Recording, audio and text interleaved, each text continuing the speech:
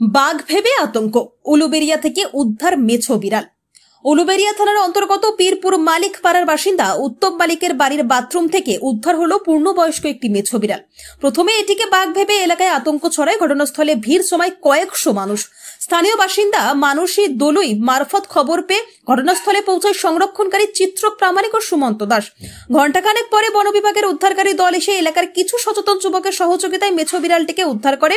এরপর range officer Rajesh Mukherjee তত্ত্বাবধানে স্থানীয় একজন পশু চিকিৎসক এসে সেটিকে পর্যবেক্ষণ করে সুস্থ বলে জানান। এলাকাবাসীকে পরিবেশে মেছো বিড়ালের গুরুত্ব সম্পর্কে নানা কথা জানান তারা। অবশেষে গ্রামের মানুষজন মেছো বিড়ালটিকে পরিবেশে মুক্ত করে দিতে রাজি হয়। স্বস্তির নিঃশ্বাস ফেলে বনের পশু বনেই চলে যায়। আজ বিশ্ব প্রকৃতি সংরক্ষণ দিবসে পশ্চিমবঙ্গের রাজ্য প্রাণী মেছো বিড়ালকে উদ্ধারের পর ফের তার পরিবেশে ফিরিয়ে দেওয়া হবে বলে জানান চিত্রক প্রামাণিক।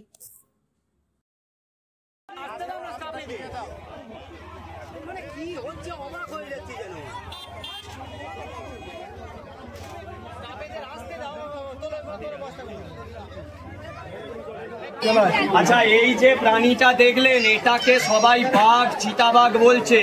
এটা কিন্তু বাঘ চিতাবাঘ একদমই নয়। এটা আমাদের পশ্চিমবাংলার রাজ্য প্রাণী মেছো বিড়াল। ঠিক আছে, এই প্রাণীটাকে যদি কেউ মারে বা এর কোনো ক্ষতি করে তাহলে তার কয়েক বছরের জেল এবং মোটা টাকা জরিমানা তার হবে।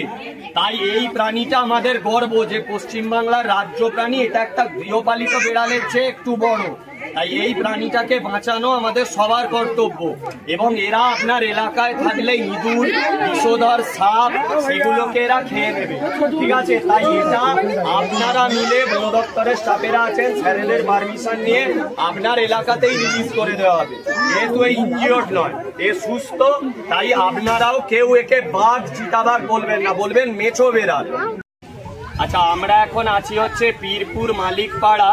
তো এখানে আজকে সকালে উত্তম মালিকের বাড়ির বাথরুমের ভেতরে আমাদের পশ্চিমবঙ্গের রাজ্য প্রাণী বা একটি মেছো বিড়াল সেটি ঢুকে যায়।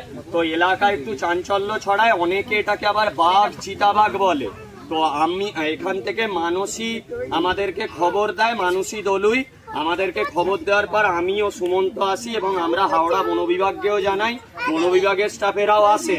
তো আমরা সতর্কতার সাথে মেছো বিড়ালটি উদ্ধার করেছি এবং উদ্ধারের পর এটাকে, যেহেতু এই মেছো বিড়ালটি একদম সুস্থ, তাই ওকে এলাকাতেই রিলিজ করা হবে। কারণ এই মেছো বিড়াল এলাকায় প্রচুর বিষধর সাপ খায় এবং প্রচুর ইঁদুর, ব্যাঙ, পোকামাকড়কে খায়।